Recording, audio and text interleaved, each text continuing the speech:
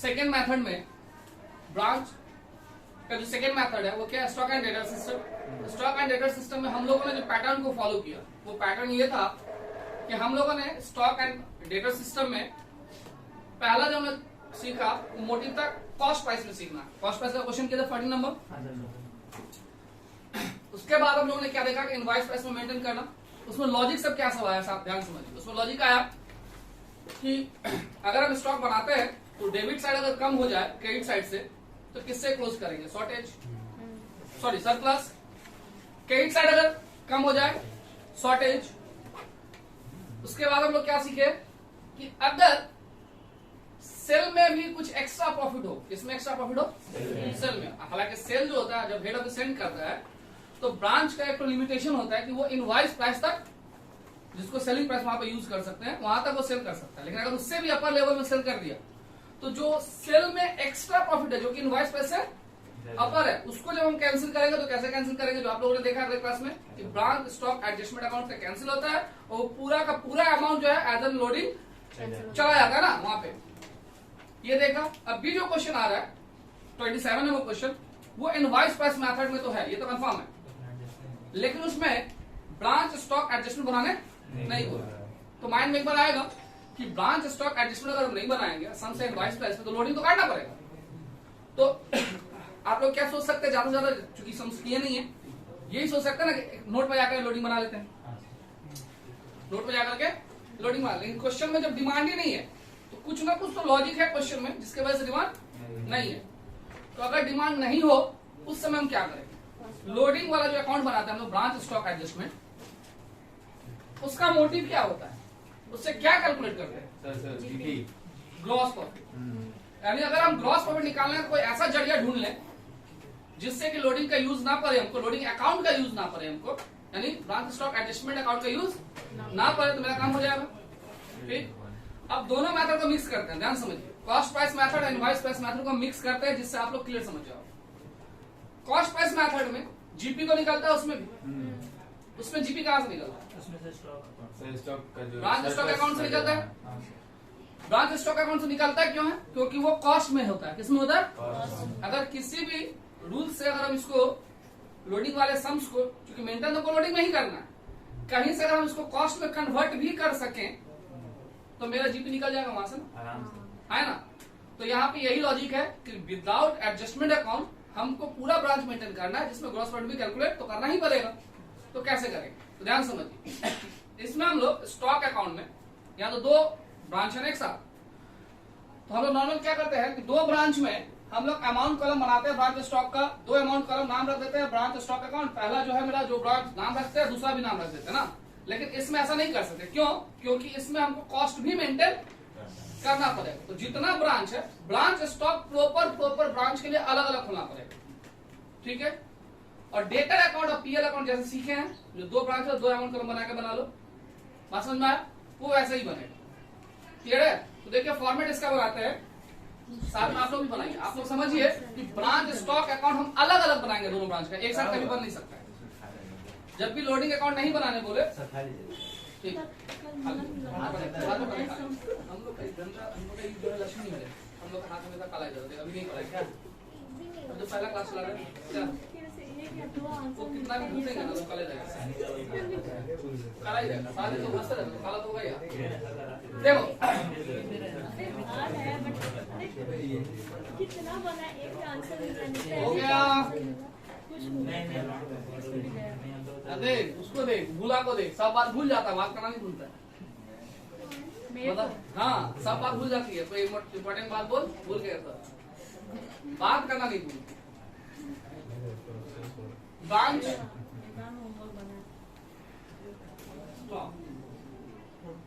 आप एक्स्ट्रा दो आप लोग होमवर्क बनाए, लोडिंग असाइनमेंट बनाए है ना, तो आप लोग क्या करो, डेटा या पीएल को वैसे ही रहने दो, उसको टच करने का दरकार जो बना लिया उसके लिए बोल रहे हैं। बाकी दो फॉर्मेट अलग से बना लो तो कैसे मेंटेन होगा स्टॉक के लिए।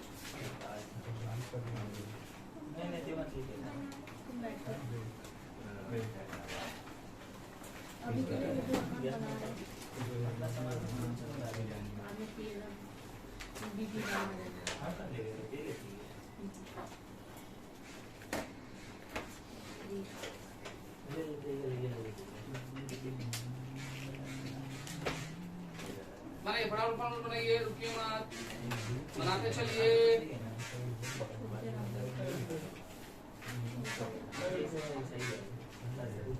क्या सर ब्रांच स्टॉक का जो आइटम है सब सेम ही आएगा ना? आइटम सब सेम है, इसका स्टाइल थोड़ा सा चेंज होगा और ज्यादा कुछ चेंज नहीं है। हम लोग डायरेक्ट लोडिंग ना यूज करें तो कैसे करेंगे वही सिर्फ समझना है।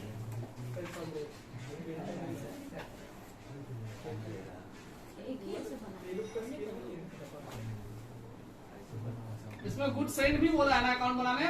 नहीं सर, है ना? हम लोग दो बनाएंगे ना सर। देखो ये 4 फॉर्मेट हम बनाए ना, हाँ। हम क्या बनाए समझो। इसमें पहला ब्रांच कौन सा है?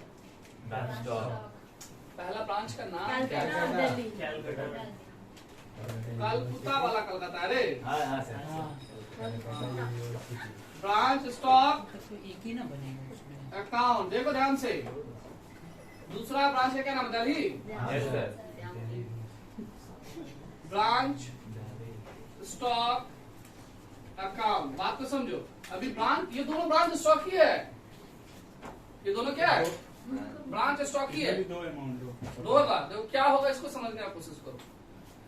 पहला कॉलम इसका हो गया आईपी और दूसरा कॉलम हो गया सीपी। मतलब फर्स्ट कॉलम मेंटेन होगा आईपी में, सेकंड कॉलम मेंटेन होगा, क्योंकि एडजस्टमेंट अकाउंट नहीं बनाने बोला है। समझ में आया बात? समझ में आया बात? मतलब सर कुछ भी, हाँ, कुछ भी सर। ये कुछ भी है।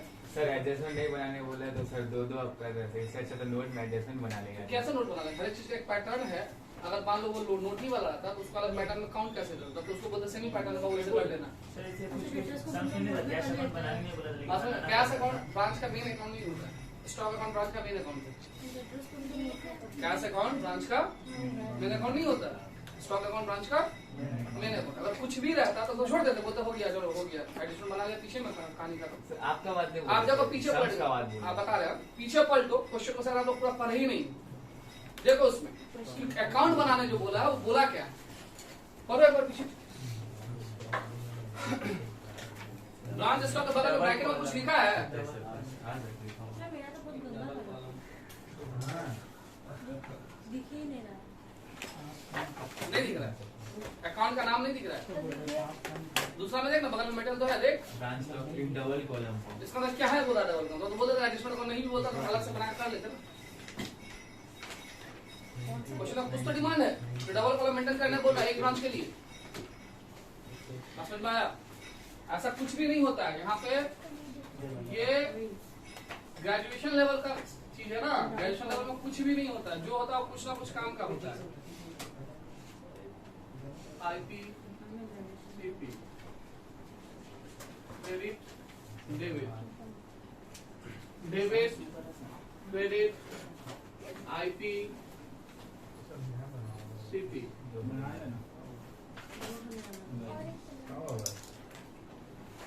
Date, particular, IP, IP. यहाँ देखो, यहाँ पे डेटर अकाउंट हुई है, ब्रांच, डेटर्स अकाउंट। इसमें कोई आईपीसीपी नहीं, इसमें बस पुराना जैसे हम लोग करते थे। पहला का नाम हो गया कलकत्ता, दिल्ली। Delhi, date particular. किसका है? चांदनी से खरीदा था।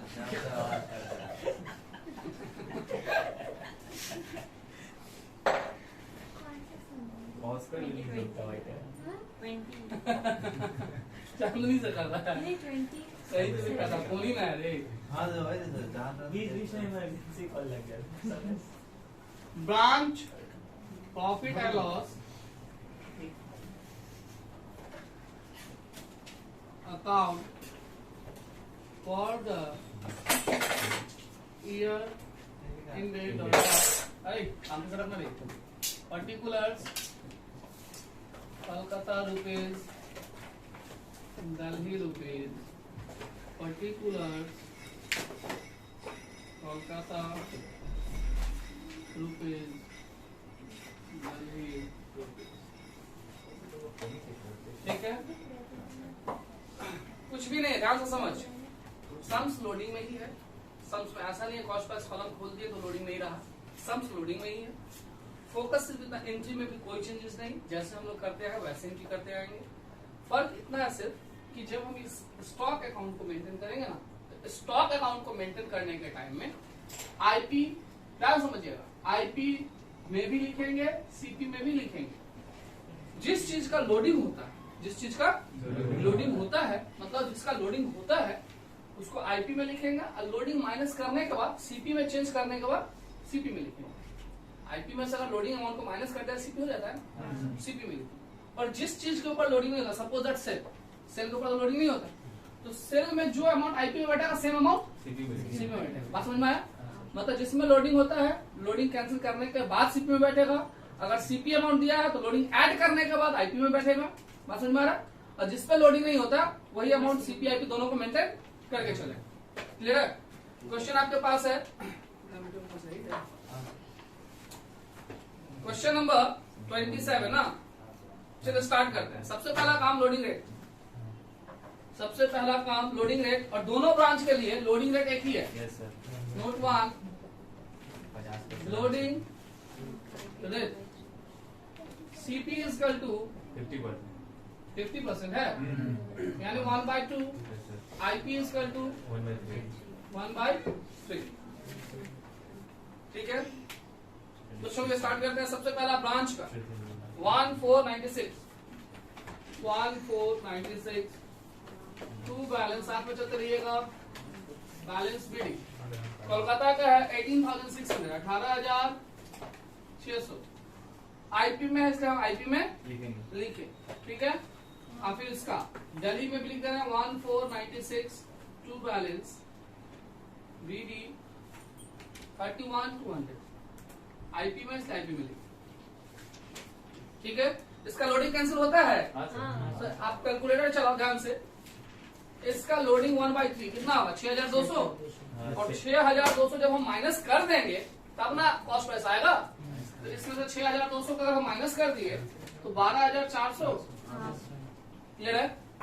यहाँ भी सेम चीज, इसमें से 1/3 लोडिंग निकालो, 10,400, और उसको माइनस करो 20,800। 20,800। Yes sir. 20,000। समझ में आ रहा है बात? आगे बढ़िए। अब है डेटर का बैलेंस। डेटर में आए 1496 टू बैलेंस बीडी। डेटर है 13,600 कोलकाता का। इसके लिए कोई दिक्कत नहीं है, पहले का तरह ही 17,400 नॉर्मल जैसे करते थे। आगे बढ़ते हैं। Goods receive from head office. ये लाइन कहीं ना कहीं क्या डिनोट करते रहता है कि हो सकता है कि गुड्स इन ट्रांजिट ना हो जाए। बोले थे तो हम पलट के देख रहे हैं कहीं गुड्स एंड है भी कि नहीं, लेकिन इस क्वेश्चन में कहीं भी गुड्स एंड, तो जो रिसीव है वही गुड्स एंड माना जाएगा। तो गुड्स एंड कैंटी करना है 31 मार्च 97, ये रेट होगा ना। 2 गुड्स सेंड टू ब्रांच होगा अकाउंट। कोलकाता वाला सिर्फ लेंगे अभी कोलकाता में 68,000। वो किस में है, कॉस्ट में है ना, तो उसका अमाउंट कॉस्ट में लिखेंगे 68,000। ठीक है, ठीक है बोले। यहाँ पे देगा दिल्ली में भी ले लेते हैं 2। सर 1,02,000। ओ हाँ इनवॉइस कर तुम लोग फिर अपना पुराना पैटर्न को क्यों फॉलो कर रहे हैं? ये क्वेश्चन कुछ और बताने जा रहे हैं ना। पुराना पैटर्न को अभी ब्लॉक करो, हमको तो पता है 1,02,000 होने वाला है, पहले पोस्टिंग तो कर लें। ठीक है ना। 2 goods send to branch account. इसका भी कॉस्ट प्राइस में है 72,000। दोनों में कर लिए। अब हमको पता है कि ये आईपी में भी होता है ना, इसका लोडिंग होता है ना। अब ये कौन से प्राइस में, सीपी में। सीपी के अकॉर्डिंग लोडिंग कौन सा होगा, 1/3 और 1/2। तो सीपी के अकॉर्डिंग 1/2, तो 68,000 का 1/2 कितना होगा, 34,000। और सीपी में 34 ऐड करेगा तो आईपी होगा ना जी। तो सीपी में आईपी उसको ऐड किया 34 को, तब जाके बना। बात समझ में आया कि नहीं आया? समझ में आया बात? इसका फिर वही सेम केस किए। 72 का लोडिंग कॉस्ट हुआ 1/2, 36, और दोनों को ऐड किए तो 1,08,000। असल में लिखना तो है हमको, लेकिन क्वेश्चन के पैटर्न के अकॉर्डिंग चलेंगे ना। आगे भी आया sale, cash sale. Branch stock में 31 March 97 by bank account cash sale. देखो कैश सेल अगर बात करें तो फर्स्ट का है 50020, और सेकेंड का है 70,000 तो सेकंड वाले में आकर लिखेंगे ना 31 March 97 by bank account cash cell कितना हो रहा है 70,000 हाँ सर आईपी में ही लिखे क्योंकि हमको पता है इसका लोडिंग होता नहीं है तो जो आईपी है वही सीपी होगा तो इसमें भी सीपी में भी 17 इधर सीपी में भी 500 समझ में आया बात आगे बढ़िए फिर है क्रेडिट सेल क्रेडिट सेल का एंट्री ब्रांच डेटर में 2 ब्रांच स्टॉक कितना अमाउंट है फर्स्ट का 62,000 दूसरा का 60,200 हाँ सर अब यहाँ एक एक करके ट्रांसफर करेंगे कोलकाता वाला कोलकाता में बाय ब्रांच डेटर्स अकाउंट 62,000 इसका लोडिंग में ना करता है तो सीपीआईपी दोनों में और इसमें बाय ब्रांच डेटर्स अकाउंट 60,200 इसका भी लोडिंग नहीं करता तो सेम अमाउंट सीपीआईपी दोनों में। नेक्स्ट हम लोग goods return by debtor goods return का मतलब होता है sales return goods return debtor जो करता है उसको क्या बोलता है सेल्स रिटर्न। एंट्री होगा branch stock 2 branch debtor 2 branch debtors account hyphen देकर के रिटर्न 24 और कोलकाता का है 2400 इसका लोडिंग कैंसिल नहीं होता है इसके सीपीआईपी दोनों में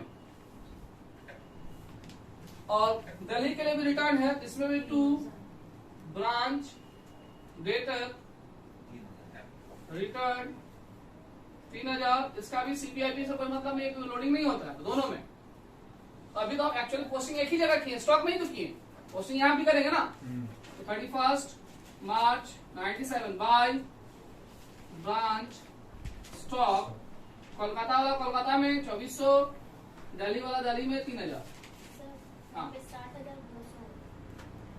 कहाँ पे हो गए हाँ वहाँ पे 62,000 ब्रांच डेटर में कोलकाता में 62,000 है बाबू सर दे दिया अकाउंट ये दिल्ली का यहाँ कंफ्यूज क्या हो रही है कंफ्यूज नहीं होना है आगे बढ़े हाँ नेक्स्ट हम लोगों का cash realise from debtor cash to debtor तो डेटर में बाय कैश कितना है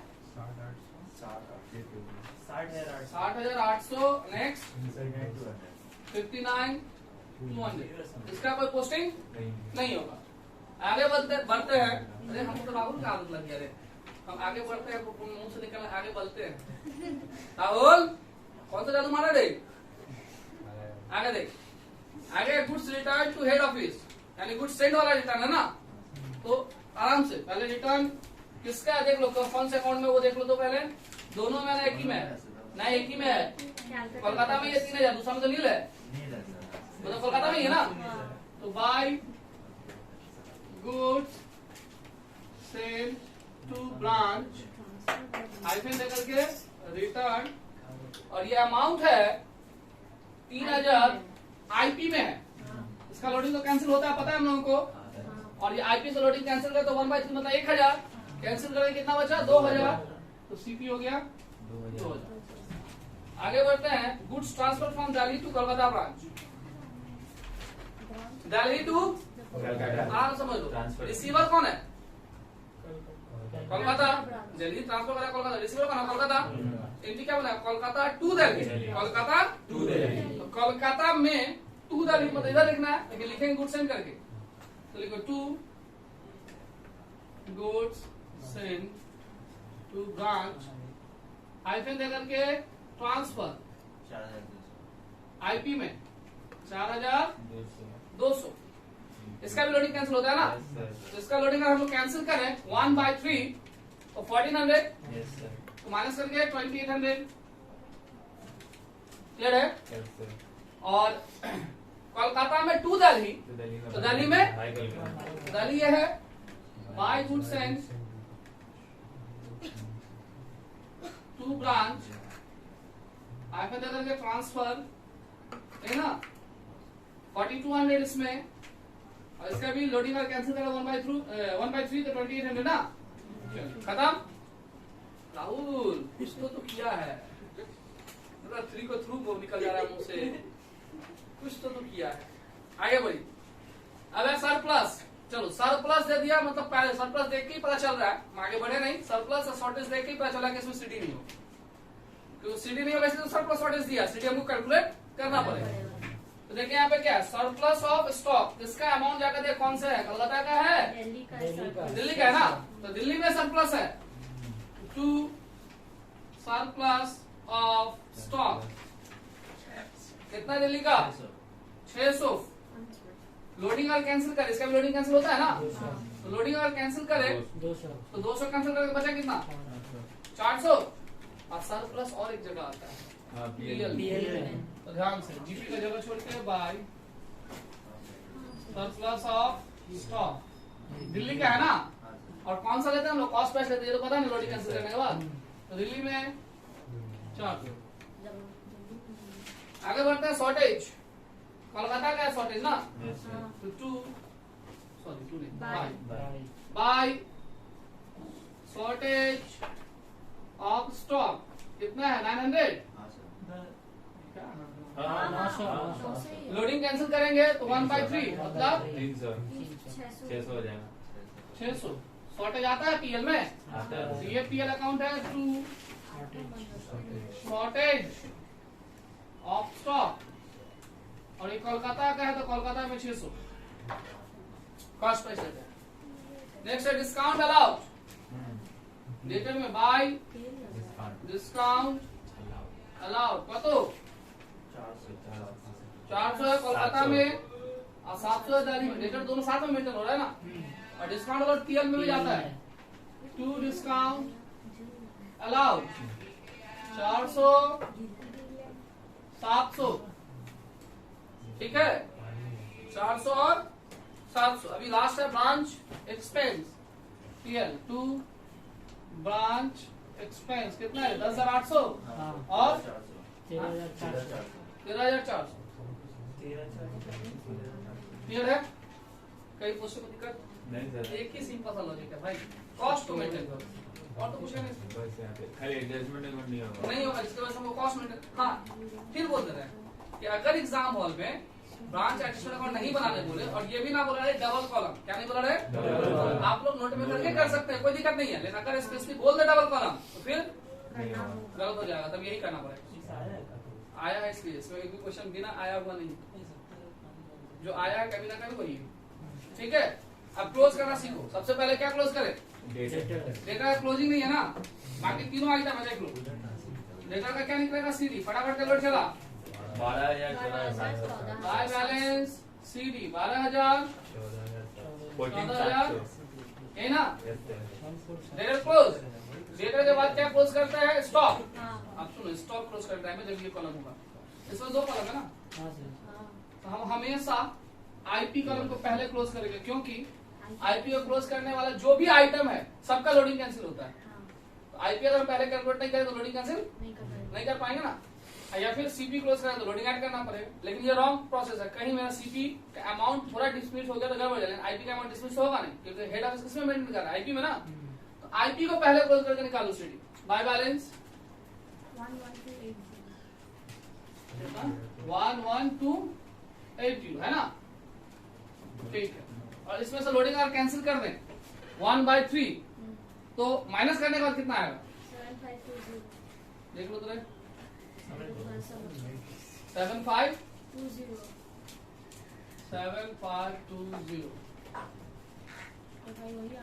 ठीक ना, ये ठीक है, ये ठीक है 11,280 ठीक है, बस इसका 1/3 में कितना होगा उसको माइनस करके बता दो, ठीक है।